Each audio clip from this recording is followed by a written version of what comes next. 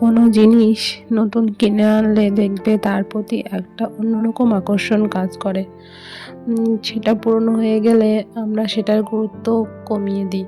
প্রথম জিনিসগুলোকে আমরা খুব যত্নে রাখি, কিন্তু যত সময় যায় আমরা সেটাকে আর প্রথমের মতো গুরুত্ব দিই না বা যত্ন করি না।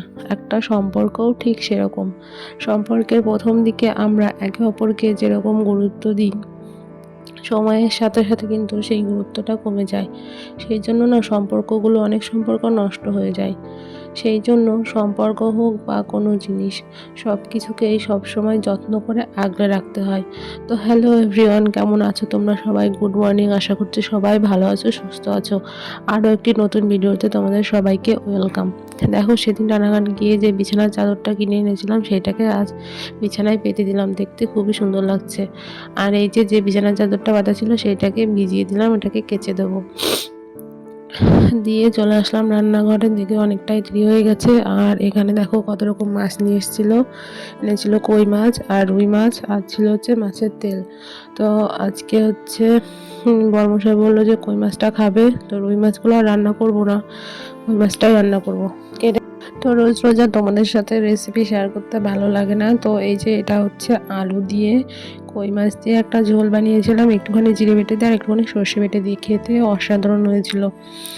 তো তারপরে ওই তরকারিটা নামিয়ে নিয়ে এই যে বেগুন আর পেঁয়াজ দিয়ে করবো হচ্ছে মাছের তেলের ভাজা। এইটা জানো তো আমার খুবই ফেভারিট। তো প্রথমে কড়াইতে একটু কালো জিরে ফোড়ন দিয়ে ওই যে বেগুন আর পেঁয়াজগুলোকে একসঙ্গে দিয়ে একটু ভেজে নিয়েছিলাম। মাঝে একটু লবণ হলুদ দিয়ে দিয়েছিলাম, আর তারপরে দিয়ে দিয়েছিলাম কাঁচা লঙ্কা। দিয়ে একটু ভাজা ভাজা হয়ে গেলে তারপরে দিয়েছিলাম মাছের তেলটা। এভাবে করলে না খেতে খুব ভালো লাগে। তো ওইটা করে নিয়েছিলাম। আর এখানে দেখো লাউগুলোকে কুচি কুচি করে কেটে নিয়ে লবণ দিয়ে সেদ্ধ বসিয়ে দিয়েছিলাম। আর তারপরে যাবতীয় যা যা মশলা দেওয়া লাগে দিয়ে মাছের মাথা দিয়ে এই যে ঘন্ট করে নামিয়ে নিয়েছি। আর তারপর দেখো খেয়ে দিয়ে বসেছিলাম। তারপর দুপুরবেলা একটু সাজুগুজু করে বানালাম রিলস। তো তারপরে রিলস বানিয়ে একটু শুয়েছিলাম, রেস্টেড নিয়ে। এখন বিকাল হয়ে গেছে, তো ভাবলাম যে উঠোনটাকে ঝাড় দিয়ে দিই। আর আমার না বাচ্চা হওয়ার পর তার আগের একটা যেহেতু অপারেশন ছিল, পরপর দুটো অপারেশন, সেই জন্য না আমি নিচু হয়ে উঠোনটা সেরকম ঝাড় দিতে পারি না। তো ওই যে আমার শ্বশুরমশাই এরকম বানিয়ে দিয়েছে, এখন এগুলো দিয়েই টুকটাক ঝাড় দিয়ে বেড়াই।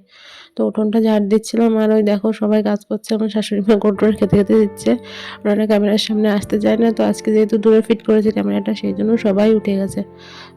তো এই যে উঠোনটা ঝাড় দিয়ে নিই, তোমরা ভিডিওটা দেখতে থাকো। আজকে ছিল কার্তিক পুজো, জানো তো, সকাল থেকে আমাদের 4টে জায়গায় নিমন্ত্রণ এসে গেছে। তো সেটাই ভাবছি যে কে কোথায় যাবে। তো দেখা যাক, আমরাও বোধহয় যাবো সন্ধ্যার দিকে, এখনও ঠিক হয়নি। তারপর দেখো চলে এসেছিলাম ছাদে, আমার জামা কাপড় মেলা ছিল, তো জামা কাপড়টা তুলে নিলাম। আর এই যে ছাদের গাছগুলো দেখো সব নেতিয়ে গেছে, কারণ অনেক দিন হচ্ছে ওর বরমশাই টাইম পাচ্ছে না, সেরকম যত্ন করতে পারছে না। অ্যাডেনিয়ামগুলো দেখো ফুল হয়েছে কি সুন্দর। তো তারপর জামা কাপড় নিয়ে চলে আসলাম। আর আজকে না শরীরটা তেমন ভালো যাচ্ছে না কিছুদিন, তো ভাবছিলাম ঘরটা মুছবো না, এই বলে বসেই ছিলাম। অনেকটা বিকাল হয়ে গেছে, প্রায় সন্ধ্যা সন্ধ্যা হয়ে গেছে। তারপরে কি মনে হলো, হুট করে গিয়েই ভাবলাম ঘরটা মুছে ফেলি। তো ওই সাইডগুলো আমি মুছে এসেছি, দিয়ে এই বারান্দাটা এখন মুছে নিচ্ছি। ঘরটা না মুছলে না একটা কেমন খুঁতখুত লাগে, ভালোই লাগে না। তো তারপরে এই যে ঘরটা মুছে নিলাম। আর তারপরে সন্ধ্যাবেলা এবার বসে বললো রেডি হও, হচ্ছে পুজো দেখতে, পুজো বাড়ি যেতে হবে। অনেক জায়গায় যেহেতু নেমন্তন্ন, শাশুড়ি মা এক জায়গায় যাবে, আমরা দুজন এক জায়গায় যাবো, ছেলেকে নেবো না যেহেতু ঠান্ডা। তারপরে আমরা দেখো পুজো বাড়ি চলে এসেছিলাম। আর তারপরে এখানে এসেছিলাম হচ্ছে রাস দেখতে। পুজো বাড়ির ওখান থেকে আমরা প্রসাদ খেয়ে এসেছিলাম, রাত্রিবেলা আর কোনো টেনশন নেই। তো ওই যে তারপরে একটু রাস দেখে নিলাম, আমাদের এখানেই হচ্ছিল। দেখো কি সুন্দর পুতুলগুলো বানিয়েছে, তো অনেক পুতুল করেছে। আর না আজকে না ভালোই ঠান্ডা পড়ছিল, তো আমি একটা চাদরও নিয়ে গেছিলাম। আর এই যে দেখো এখানে কি সুন্দর রাস হচ্ছে। তারপরে আবার অনুষ্ঠানও ছিল, ডান্স না কি হবে, মাইকে অ্যানাউন্স করছিল, আমরা অত শুনিনি। যাই হোক, ছেলে যেহেতু বাড়ি ছিল, তো তারপরে আমরা বাড়ি চলে এসেছিলাম।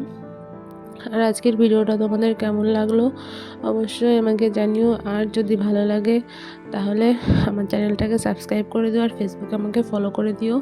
আর সবাই ভালো থেকো, সুস্থ থেকো, সবাইকে শুভ রাসযাত্রা।